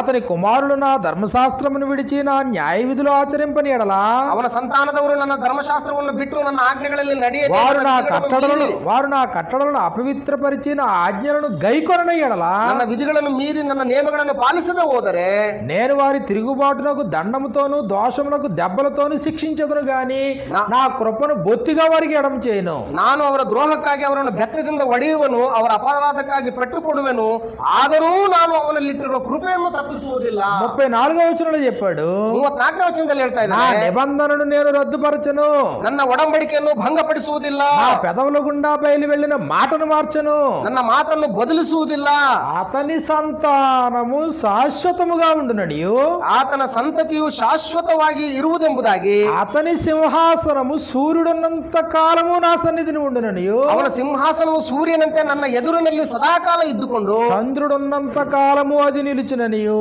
ಚಂದ್ರನಂತೆ ನಿತ್ಯಕ್ಕೂ ಸ್ಥಿರವಾಗಿರುವುದು ಎಂಬುದಾಗಿ, ఎదుగో మింటనున్న సాక్షి నమ్మకముగా ఉండినట్లు అది స్థిరపరచబడిననియు, ಆತನು ಪವಿತ್ರತ್ವದಲ್ಲಿ ಆಣೆ ಇಟ್ಟು ಈ ಸಂಗತಿಯನ್ನ ಹೇಳಿ, నా పరిశుద్ధత తోడని నేను ప్రమాణము చేసి తిని దావీదుతో నేను అబద్ధమాడను. ನನ್ನ ಪವಿತ್ರತ್ವದಲ್ಲಿ ಆಣೆ ಇಟ್ಟು ಈ ಸಂಗತಿಯನ್ನ ಹೇಳಿದ್ದೇನೆ, ಈ ವಿಷಯದಲ್ಲಿ ನಾನು ದಾವೀದನಿಗೆ ಸುಳ್ಳುಗಾರನಾಗುವುದಿಲ್ಲ. కాబట్టి దావీదుతో దేవుడు ప్రమాణం చేశాడంట. ಆದ್ರಿಂದ ದೇವರು ದಾವೀದನೊಂದಿಗೆ ಪ್ರಮಾಣ ಮಾಡಿದ್ದಾನೆ. దేవుని పరిశుద్ధత తోడని ప్రమాణం చేశాడంట. ದೇವರು ತನ್ನ ಪವಿತ್ರತ್ವದಲ್ಲಿ ಆಣೆ ಇಟ್ಟು ಪ್ರಮಾಣ ಮಾಡ್ತಾ ಇದ್ದಾನಂತೆ, నేను అబద్ధమాడను అన్నాడు. ನಾನು ಸುಳ್ಳುಗಾರನಾಗುವುದಿಲ್ಲ, ಸುಳ್ಳು ಹೇಳುವುದಿಲ್ಲ. దావీదుతో చేసిన ప్రమాణం ఏంటి? ದಾವೀದನೊಟ್ಟಿಗೆ ದೇವರು ಮಾಡಿಕೊಂಡಿದ್ದ ಪ್ರಮಾಣ ಏನು? 2 సంగతులు. 2 ವಿಷಯಗಳು. ఒకటి సింహాసనం శాశ్వతం ఉంటది, ಒಂದು ಸಿಂಹಾಸನ ಶಾಶ್ವತವಾಗಿರುತ್ತೆ, 2 సంతానం శాశ్వతంగా ఉంటది. ಎರಡನೇದ್ದು ಸಂತತಿ ಶಾಶ್ವತವಾಗಿರುತ್ತೆ. కాబట్టి ఆ సింహాసనం మీద నిత్యము రాజుగా ప్రభువైన యేసుక్రీస్తు వారు ఉంటారు. ಆ ಸಿಂಹಾಸನದ ಮೇಲೆ ನಿತ್ಯನಾದ ಅರಸನಾಗಿ ಕರ್ತನಾದ ಯೇಸು ಕ್ರಿಸ್ತನು ಕೂತ್ಕೊಂಡಿರ್ತಾನೆ. లోకాసు వార్త 1:32 వచనాన్ని మనం చూసినప్పుడు, ಲೂಕನ ಬರೆಸುವಾರ್ತೆ 1ನೇ ಅಧ್ಯಾಯ 32వ వచనంలో మనకి ఇలా వ్రాయబడింది, 32ನೇ ವಚನದಲ್ಲಿ ನಮಗೆ ಈ ರೀತಿಯಾಗಿ ಬರೆಯಲ್ಪಟ್ಟಿದೆ, ఇదిగో నీవు గర్భము ధరించి కుమారుని కని ఆయనకు యేసు అని పేరు పెట్టుదువు. ಇಗೋ ನೀನು ಗರ್ಭವನ್ನು ಧರಿಸಿ ನೀನು ಒಬ್ಬ ಮಗನನ್ನು ಹೆರುವಿ, ಆತನಿಗೆ ಯೇಸು ಎಂದು ಹೆಸರು ಇಡುತ್ತಿ. ఆయన గొప్పవాడై సర్వోన్నతుని కుమారుడు అనబడను. ಆತನು ದೊಡ್ಡವನಾದ ಮೇಲೆ ಆತನು ಸರ್ವೋನ್ನತನಾದ ಮಗನೆಂದು ಎಣಿಸಿಕೊಳ್ಳುವನು. ప్రభు అయిన దేవుడు ఆయన తన తండ్రి అయిన దావీదు సింహాసనం ఆయనకి ఇచ్చును. ಕರ್ತನಾದ ದೇವರು ಆತನಿಗೆ ತನ್ನ ದಾವೀದನ ಸಿಂಹಾಸನವನ್ನು ಕೊಡ್ತಾನೆ. ఆయన యాకోబు వంశస్థులను యుగ యుగములు ఏలును. ಆತನು ಯಾಕೋಬನ ಸಂತಾನವನ್ನು ಯುಗ ಯುಗಾಂತರಗಳವರೆಗೂ ಕೂಡ ಆಳ್ತಾನೆ. ఆయన రాజ్యము అంతము లేనిదై ఉండును. ఎవరి గురించి? ಆತನ ರಾಜ್ಯಕ್ಕೆ ಅಂತ್ಯವೇ ಇಲ್ಲ ಎಂದು ಹೇಳಿದ್ರೆ ಯಾರು ಕುರಿತಿದ್ದು? ప్రభు అయిన యేసుక్రీస్తు గురించి. ಕರ್ತನಾದ ಯೇಸು ಕ್ರಿಸ್ತನನ್ನು ಕುರಿತಿದ್ದು. ఈ రోజు నిబంధన ప్రజలకు యేసు ఏమై ఉన్నాడు? ಈ ದಿನ ಒಡಂಬಡಿಕೆ ಪ್ರಜೆಗಳಿಗೆ ಯೇಸು ಕ್ರಿಸ್ತನು ಏನಾಗಿದ್ದಾನೆ? నిరంతర రాజు అయి ఉన్నాడు. ನಿರಂತರವಾಗಿರುವಂತಹ ಅರಸನಾಗಿದ್ದಾನೆ, ಸದಾಕಾಲ ಇರುವಂತಹ ಅರಸನು. ఒకప్పుడు నిబంధన ప్రజలకు కూడా రాజులు ఉన్నారు. ಅಂದ್ರೆ ಒಂದಾನೊಂದು ಕಾಲದಲ್ಲಿ ಹಿಂದೆ ಕೂಡ ಒಡಂಬಡಿಕೆ ಪ್ರಜೆಗಳಿಗೆ ರಾಜನಿದ್ದ. సౌలు రాజుగా ఉన్నాడు, ಸೌಲನು ಅರಸನಾಗಿದ್ದ, దావీదు రాజుగా ఉన్నాడు, ದಾವೀದನು ಅರಸನಾಗಿದ್ದ, సొలొమోన్ రాజుగా ఉన్నాడు, ಸೊಲೊಮೋನನು ಅರಸನಾಗಿದ್ದ, ఆసా రాజుగా ఉన్నాడు, ಆಸಾಫನು ರಾಜನಾಗಿದ್ದ, యెహోషాపాతు రాజుగా ఉన్నాడు, ಯೆಹೋಷಾಫಾಟು ರಾಜನಾಗಿದ್ದ. ఇలా సుమారు 39 మంది రాజులు. ಹೆಚ್ಚು ಕಡಿಮೆ ಎಲ್ಲ 39 ಅರಸರುಗಳಿದ್ರು. ఆరంభ సూర్యులు అంత్యభ్రష్టులు. ಇವರೆಲ್ಲರೂ ಕೂಡ ಆರಂಭ ಶೂರರು, ಅಂತ್ಯಭ್ರಷ್ಟರು ಎಲ್ಲ. ఆ రాజరికంలో నిబంధన ప్రజలకి క్షేమం ఉందా? ಆ ಒಂದು ರಾಜರಿಕತ್ವದಲ್ಲಿ ನಿಬಂಧನೆ ಪ್ರಜೆಗಳಿಗೆ ಏನಾದ್ರೂ ಕ್ಷೇಮ ಇತ್ತ? వారు ధర్మశాస్త్రాన్ని బట్టి పాలన చేశారా? ಅವರು ಧರ್ಮಶಾಸ್ತ್ರದಿಂದಾಗಿ ಅವರನ್ನ ಪರಿಪಾಲನೆ ಮಾಡಿದ್ರ?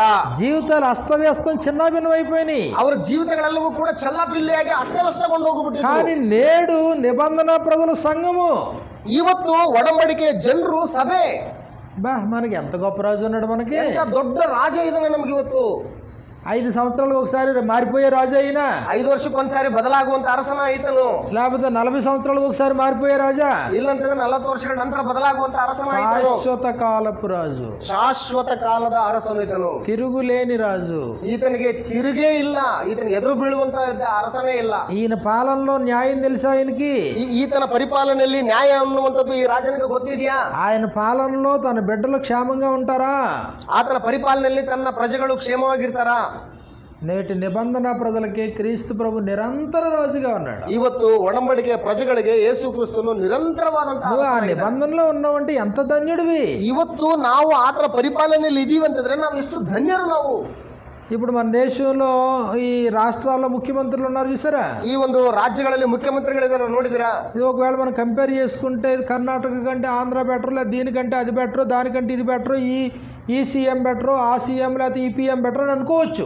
ಅಂದ್ರೆ ಈ ಕರ್ನಾಟಕ ರಾಜ್ಯಕ್ಕಿಂತ ಆಂಧ್ರ ಸಿಎಂ ಬಹಳ ಚೆನ್ನಾಗಿದ್ದಾರೆ, ಆಂಧ್ರಕ್ಕಿಂತ ತಮಿಳುನಾಡು ಸಿಎಂ ಚೆನ್ನಾಗಿದ್ದಾರೆ ಅಂತ ಈ ರೀತಿ ಹೆಚ್ಚು ಕಡಿಮೆ ಮಾತಾಡ್ಕೋಬಹುದು ನಾವೆಲ್ಲ.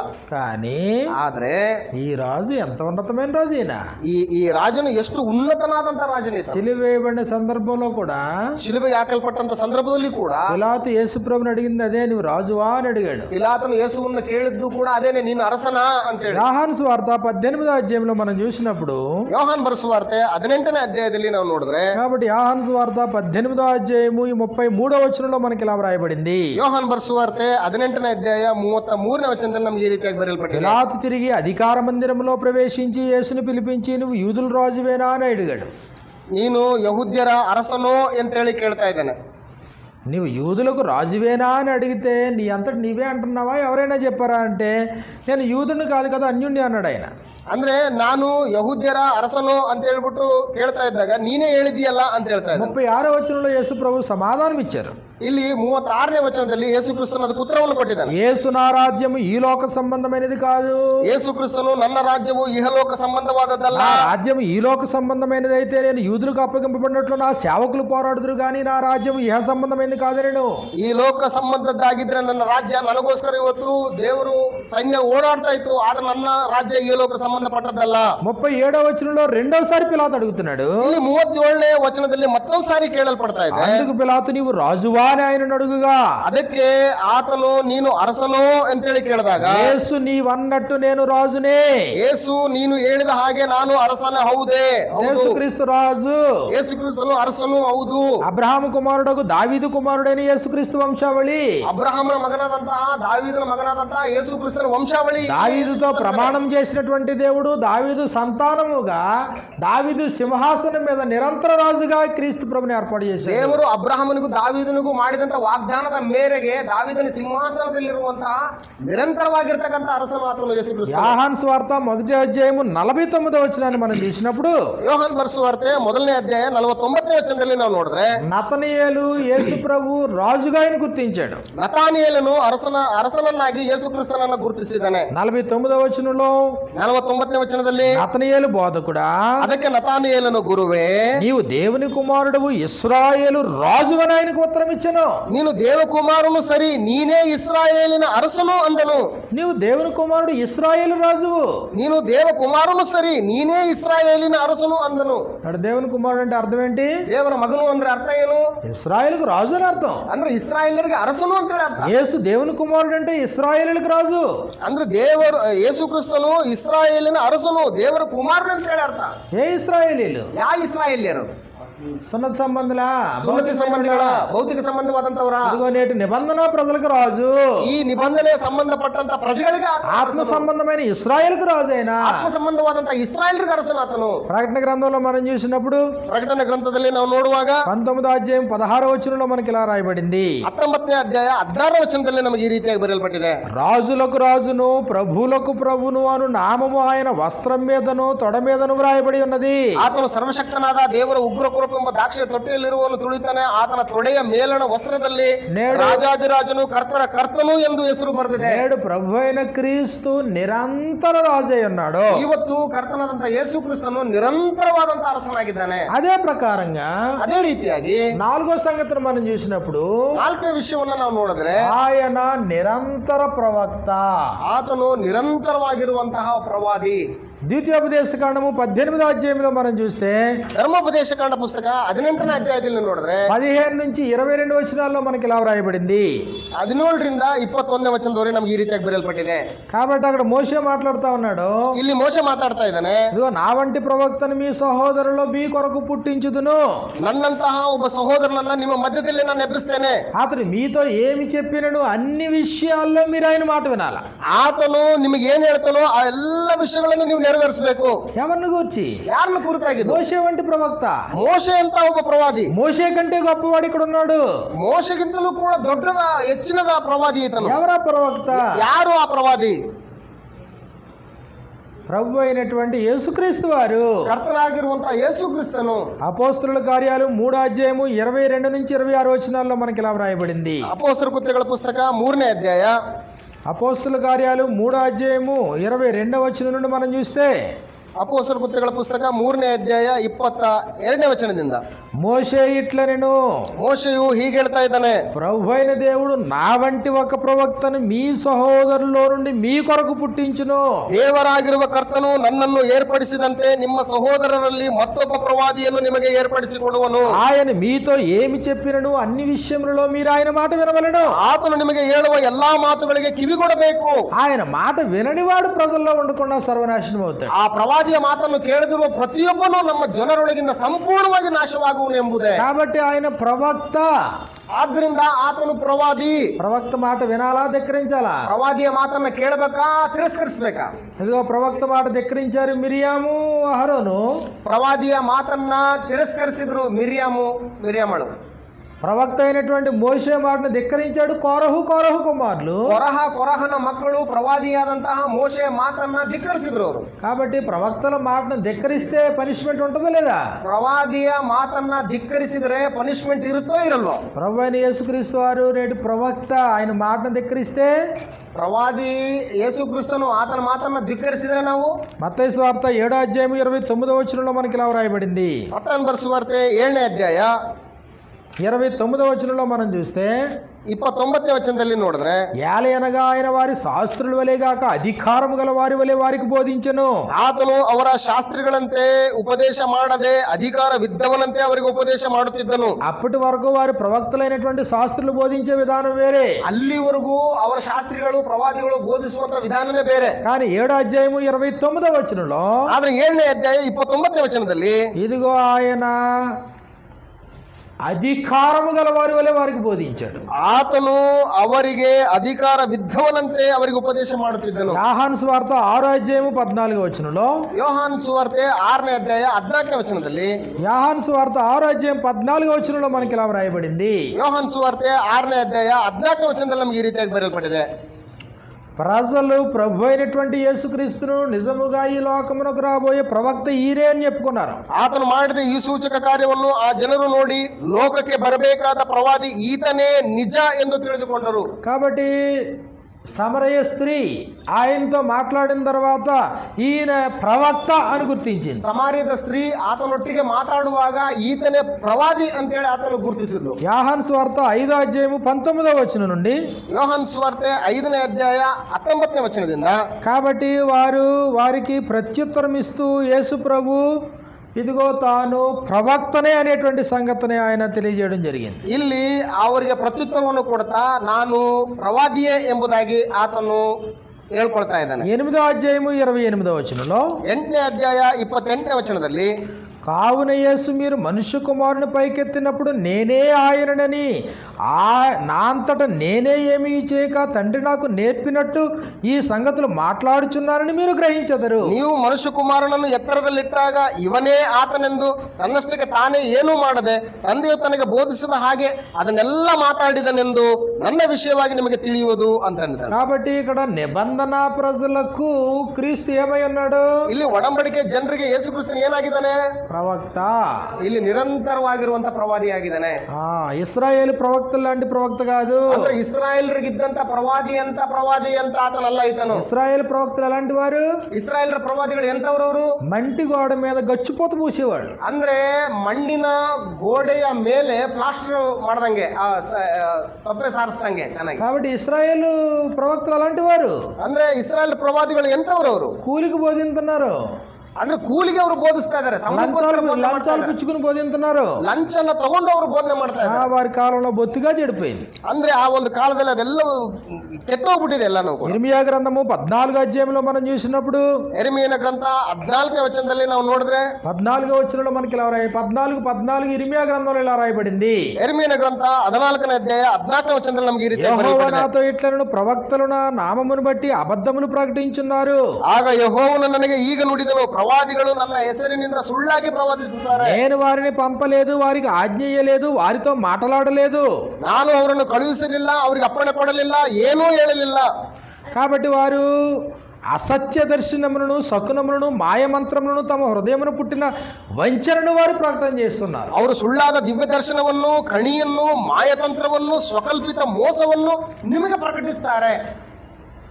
ఇర్మియా గ్రంథము 23వ అధ్యాయంలో యెరెమీయನ గ్రంథ 23ನೇ అధ్యాయದಲ್ಲಿ ఇదిగో అక్కడ కూడా అబద్ధ ప్రవక్తలను గురించినటువంటి సందేశాన్ని తెలియజేశాడు. 17వ వచనంలో 17ನೇ వచనದಲ್ಲಿ ಇಲ್ಲೂ ಕೂಡ ಸುಳ್ಳು ಪ್ರವಾದಿಗಳ ವಿಷಯದಲ್ಲಿ ಸಂದೇಶವನ್ನು ಕೊಡ್ತಾ ಇದ್ದಾನೆ. వారు నన్ను తృణీకరించుచు వారితో మీకు క్షేమము కలుగునని యెహోవా సెలవిచ్చిననియు, ಅವರು ನನ್ನನ್ನು ಅಸಡ್ಡೆ ಮಾಡುವವರಿಗೆ ನಿಮಗೆ ಶುಭವಾಗುವುದು ಎಂಬುದಾಗಿ ಯೆಹೋವನು ಅಂದಿದ್ದಾನೆ ಎಂದು ಹೇಳುತ್ತಲೇ ಇದ್ದಾರೆ. వాడు తన మూర్ఖత చొప్పున నడవగా ಸ್ವಂತ ಹೃದಯದಿಂದ ಹಠದಿಂದ ನಡೆಯುವವರೆಲ್ಲರಿಗೂ ಕೂಡ వానితో మీకు కీడు రాదని చెప్పుచు ನಿಮಗೆ ಯಾವ ಕೇಡು ಸಂಭವಿಸದು ಎಂದು ನುಡಿಯುತ್ತಾರೆ.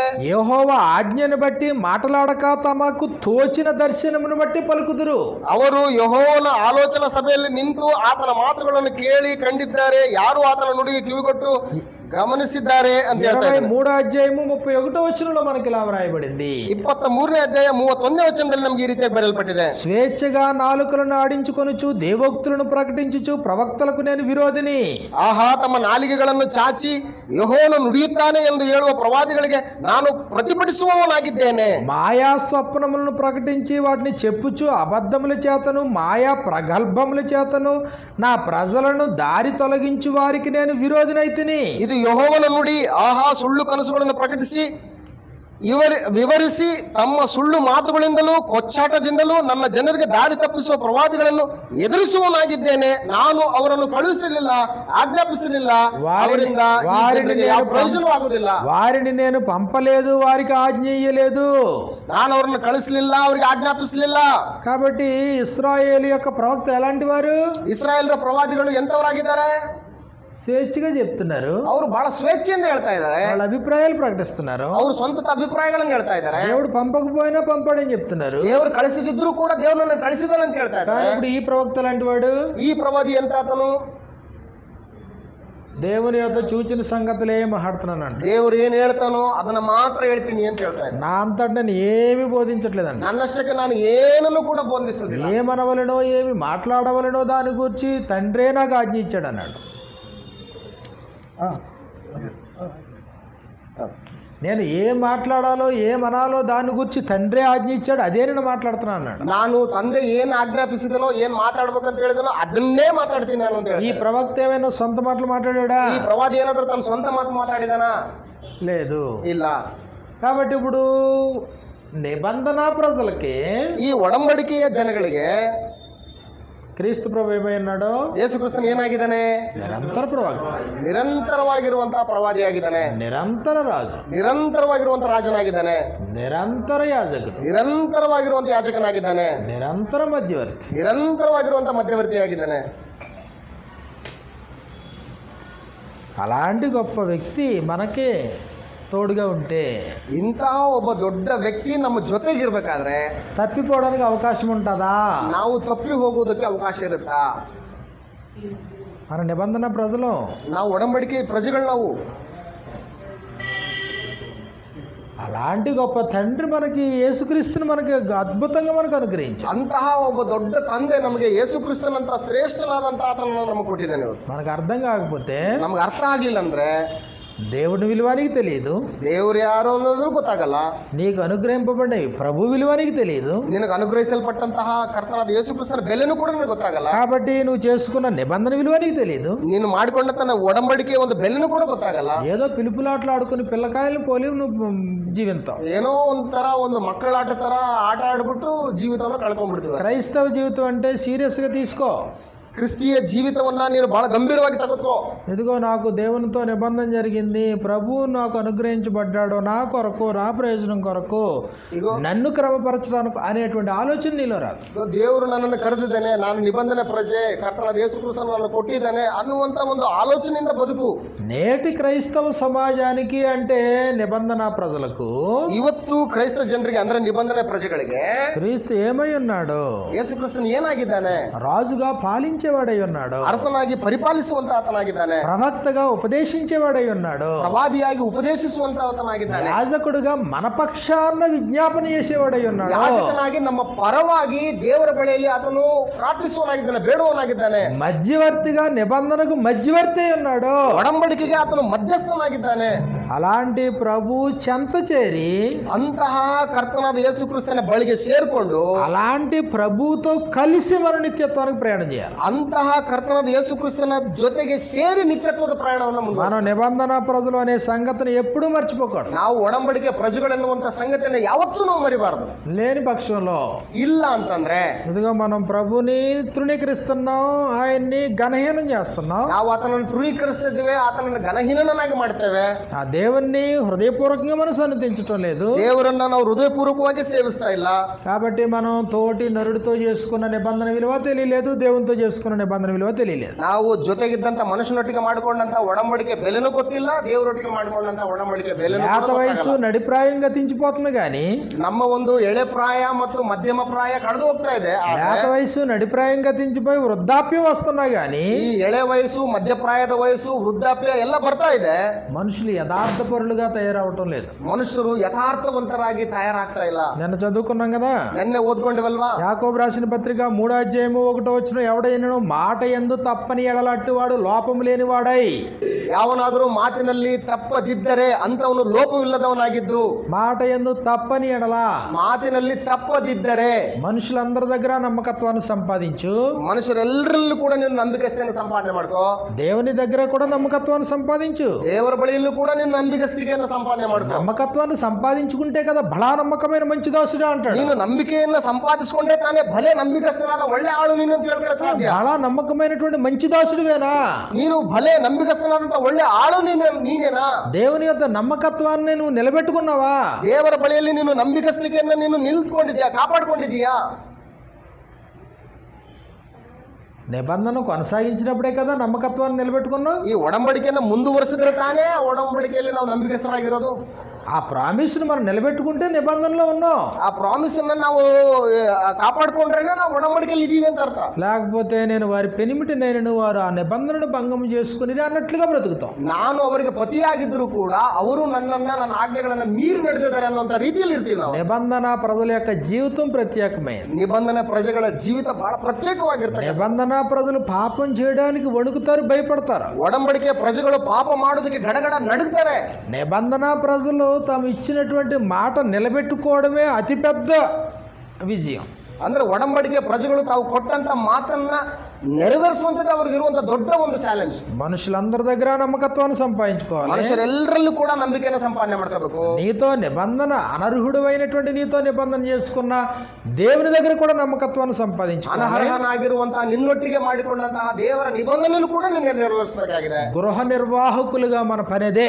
ಒಳ್ಳೆಯ ಮನೆ ವಾರ್ತ್ಯವನಾಗಿ ಕೆಲಸ ಮಾಡುವಂತದ್ದು ನಮ್ಮದೇ ಆಗಿದೆ. అన్యాయస్తులైన గృహ నిర్వాహకుని గురించిన ఉపమానం ప్రభు చెప్పాడు కదా. ಅನ್ಯಾಯಸ್ಥನಾದಂತಹ ಮನೆ ವಾರ್ತೆಯವನ ಒಂದು ಉಪಮಾನ ನಮಗೆ ಗೊತ್ತಿದೆ ಅಲ್ವಾ? ఆ గృహ నిర్వాహకుడు తన ఇష్టానుసారంగా ప్రవర్తిస్తున్నాడు. ಆ ಮನೆ ವಾರ್ತೆಯವನು ತನ್ನಿಷ್ಟಾನುಸಾರವಾಗಿ ತನ್ನ ನಡ್ಕೊಂಡ. గృహ నిర్వాహకుడు అంటే లెక్కప్పు చెప్పాలి కదా. ಅಂದ್ರೆ ಮನೆ ವಾರ್ತೆಯವನು ಅಂತಂದ್ರೆ ಲೆಕ್ಕ ಒಪ್ಪಿಸ್ಬೇಕಲ್ವಾ? గృహ నిర్వాహకుడైన ప్రతివాడు నమ్మకత్వాన్ని కలిగి ఉండాలి కదా. ಮನೆ ವಾರ್ತೆಯವನಾಗಿರುವಂತ ಪ್ರತಿಯೊಬ್ಬನು ಕೂಡ ನಂಬಿಕಸ್ಥನಾಗಿ ಲೆಕ್ಕವನ್ನು ಒಪ್ಪಿಸ್ಬೇಕಲ್ವಾ? నమ్మకత్వం లేదు, లెక్క అప్పగించేది లేదు. ಇಲ್ಲಿ ನಂಬಿಕಸ್ಥಿಕೆನೂ ಇಲ್ಲ, ಲೆಕ್ಕವನ್ನು ಒಪ್ಪಿಸಿಕೊಡುವಂತದ್ದು ಇಲ್ಲ. తన ఇష్టానుసారంగా బ్రతికేటువంటి వాడు మంచి గృహ నిర్వాహకుడు ఎలా అవుతాడు? ತನ್ನಿಷ್ಟಾನುಸಾರವಾಗಿ ತಾನು ಬದುಕ್ತಕ್ಕಂಥವನು ಒಳ್ಳೆ ಮನೆ ವಾರ್ತೆಯವನಾಗಿ ಇರುವಂತಕ್ಕೆ ಹೇಗೆ ಸಾಧ್ಯ? నిబంధన ప్రజలందరూ గృహ నిర్వాహకులే. ನಿಬಂಧನೆ ಪ್ರಜೆಗಳೆಲ್ಲರೂ ಕೂಡ ಮನೆ ವಾರ್ತೆಯವರೇ. మనం లెక్క అప్పు చెప్పాల్సిన ನಾವೆಲ್ಲರೂ ಕೂಡ ಲೆಕ್ಕವನ್ನು ಒಪ್ಪಿಸಬೇಕು. నిబంధన ప్రజలు. ನಾವು ಒಡಂಬಡಿಕೆ ಪ್ರಜೆಗಳು. దేవుడు నీకేమిచ్చాడు? ದೇವ್ರು ನಿಮ್ಗೆ ಏನ್ ಕೊಟ್ಟಿದ್ದಾನೆ? సమయం ఇచ్చాడా? ಸಮಯ ಕೊಟ್ಟಿದ್ದಾನ? దేవునికి లెక్క అప్పు చెప్పాలి. ದೇವ್ರ ಲೆಕ್ಕ ಕೊಡ್ಬೇಕು. ధనాన్ని ఇచ్చాడా? ಹಣ ಕೊಟ್ಟಿದ್ದಾನ? దేవునికి లెక్క అప్పు చెప్పాలి. ದೇವ್ರಿಗೆ ಲೆಕ್ಕ ಕೊಡ್ಬೇಕು. తలాంతులు ఇచ్చాడా? ತಲಾಂತ ಕೊಟ್ಟಿದ್ದಾನ? దేవునికి లెక్క అప్పు చెప్పాలి. ದೇವ್ರಿಗೆ ಲೆಕ್ಕ ಕೊಡ್ಬೇಕು. నువ్వు అనుగ్రహించిన సమస్తం మీద లెక్క అప్పు చెప్పాలి. ನಿನಗೆ ಕೊಟ್ಟಂತ ಎಲ್ಲವುಗಳ ವಿಷಯದಲ್ಲಿ ದೇವ್ರ ಲೆಕ್ಕ ಕೊಡ್ಬೇಕು. నిబంధన ప్రజలు లెక్క అప్పగించాల్సినటువంటి వారు. ನಿಬಂಧನೆ ಪ್ರಜೆಗಳು ದೇವರಿಗೆ ಲೆಕ್ಕ ಒಪ್ಪಿಸಬೇಕಾಗಿರುವಂತವರು. వానర్సాయిలో ನಮ್ಮ వానర్సా ಇವರು ಯಜಮಾನ್ರ, ಓನರ್ಸ್ಗಳ వానర్ ఆయన ಓನರ್ ದೇವರು. లెక్క అప్పగించాలా లేదా? ಇವರು ದೇವರಿಗೆ ಲೆಕ್ಕ ಒಪ್ಪಿಸ್ಬೇಕು. దేహంతో జరిగించి వాటి ఫలమును ప్రతి వాడు పొందినట్లు క్రీస్తు న్యాయపీఠం మీద ప్రత్యక్షం కావాలా. ದೇಹದಿಂದ ನಡೆಸಿದ ಪ್ರತಿಯೊಂದು ವಿಷಯಗಳಿಗೂ ಕೂಡ ದೇವರಿಗೆ ಲೆಕ್ಕ ಒಪ್ಪಿಸಬೇಕಾದ್ರೆ ನಾವೆಲ್ಲರೂ ಕ್ರಿಸ್ತನ ನ್ಯಾಯಾಸನದ ಮುಂದೆ ಯಥಾಸ್ಥಿತಿಯಲ್ಲಿ ನಾವು ಕಾಣಿಸ್ಕೊಳ್ಬೇಕು. కాబట్టి ఇంద్రియ నిగ్రహణ కలిగి అదుపులో జీవితాలను కొనసాగించాలని ప్రేమతో కోరుతున్నాను. ನಾವು ನಮ್ಮ ಒಂದು ಇಂದ್ರಿಯಗಳನ್ನ ನಿಗ್ರಹದಲ್ಲಿಟ್ಟುಕೊಂಡು ದೇವರಿಗೆ ಮೆಚ್ಚುಗೆಯಾದಂತಹ ಜೀವಿತವನ್ನು ಜೀವಿಸ್ಬೇಕಂತ ಹೇಳಿ ನಿಮ್ಮ ಹತ್ರ ಕೋರ್ತಾ ಇದ್ದೇನೆ. చాలాసేపు మాట్లాడుకున్నాం, ತುಂಬಾ ಹೊತ್ತು ಮಾತಾಡ್ಕೊಂಡಿದೀವಿ. అందరికీ వందనాలు. ಎಲ್ರಿಗೂ ವಂದನೆಗಳು.